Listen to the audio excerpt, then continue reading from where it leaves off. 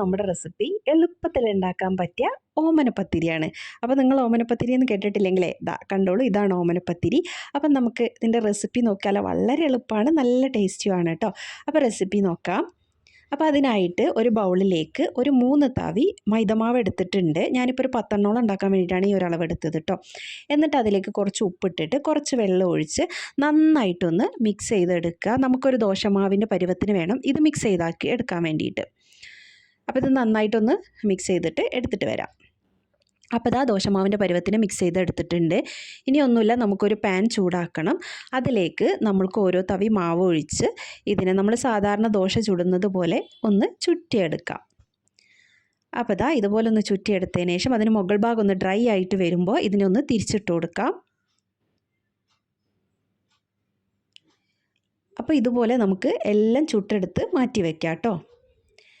ഇനി ഇതിനുള്ളിലേക്കൊരു ഫില്ലിങ്സ് വേണം. അതിന് വേണ്ടിയിട്ട് കുറച്ച് വെളിച്ചെണ്ണ ഒഴിക്കുക.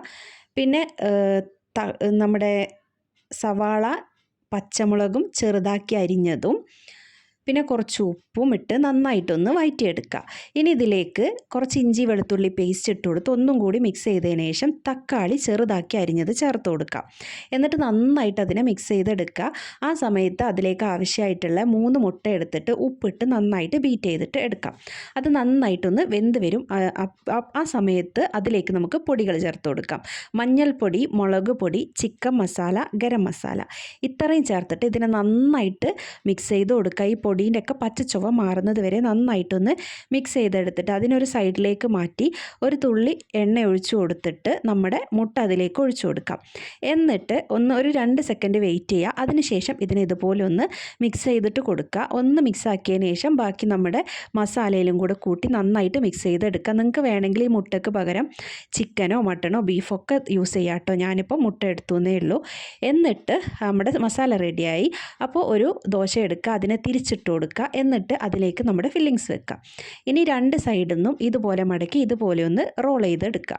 ഇതുപോലെ റോൾ ചെയ്തെടുത്ത് കഴിഞ്ഞാൽ നമുക്ക് എല്ലാം ഇതുപോലെ അങ്ങോട്ട് റെഡിയാക്കി എടുത്തിട്ടുണ്ട്. ഇനി നമുക്ക് ഒരു മുട്ട എടുക്കുക. അതിലേക്ക് കുറച്ച് ഉപ്പും കുറച്ച് വെള്ളം ഒഴിച്ച് നന്നായിട്ടൊന്ന് ബീറ്റ് ചെയ്തെടുക്കണം.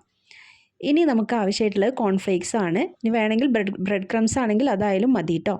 എന്നിട്ട് ഓരോ റോളും എടുത്തിട്ട് നമുക്ക് ഈ മുട്ടയിലൊന്ന് മുക്കി കൊടുക്കാം. എന്നിട്ട് ഈ കോൺഫ്ലേക്സിൽ ഒന്ന് കോട്ട് ചെയ്തെടുക്കാം. ഇതിന് പകരം നിങ്ങൾക്ക് വേണമെങ്കിൽ ബ്രെഡ് ക്രംസ് എടുക്കാം. അപ്പോൾ ഒന്ന് ഇതുപോലെ ഒന്ന് കോട്ട് ചെയ്തെടുത്തിട്ട് നമുക്കൊരു പാനിലേക്ക് എണ്ണ ഒഴിച്ചു കൊടുക്കാം. അതൊന്ന് ചൂടായിട്ട് വരുമ്പോൾ ഓരോന്നോരോന്നായിട്ട് റോൾ ഇട്ട് കൊടുത്ത് നമുക്കൊന്ന് ഫ്രൈ ചെയ്തിട്ട് എടുക്കാം. അപ്പോൾ നിങ്ങൾക്ക് വേണമെങ്കിൽ ഇതിനെ ഡീപ് ഫ്രൈ ചെയ്യാം കേട്ടോ. ഞാനിപ്പോൾ ഷാലോ ഫ്രൈ ചെയ്യുന്നേ ഉള്ളൂ. നിങ്ങൾക്ക് വേണമെങ്കിൽ നന്നായിട്ട് മുക്കി പൊരിക്കണമെങ്കിൽ അങ്ങനെയും പൊരിച്ചെടുക്കാം. അപ്പോൾ ഇതാ നമ്മുടെ ഓമനപ്പത്തിരി ഇവിടെ റെഡി ആയിട്ടുണ്ട്. അടിപൊളി ടേസ്റ്റാണ് കേട്ടോ. നല്ല എളുപ്പത്തിൽ ഉണ്ടാക്കാൻ പറ്റുന്ന ടേസ്റ്റി ആയിട്ടുള്ള ഒരു സ്നാക്കാണ്. അപ്പോൾ എല്ലാവരും ഒന്ന് ട്രൈ ചെയ്ത് നോക്കുക. ഇഷ്ടമായ സബ്സ്ക്രൈബ് ചെയ്യുക, ലൈക്ക് ചെയ്യുക, ഷെയർ ചെയ്യുക. താങ്ക്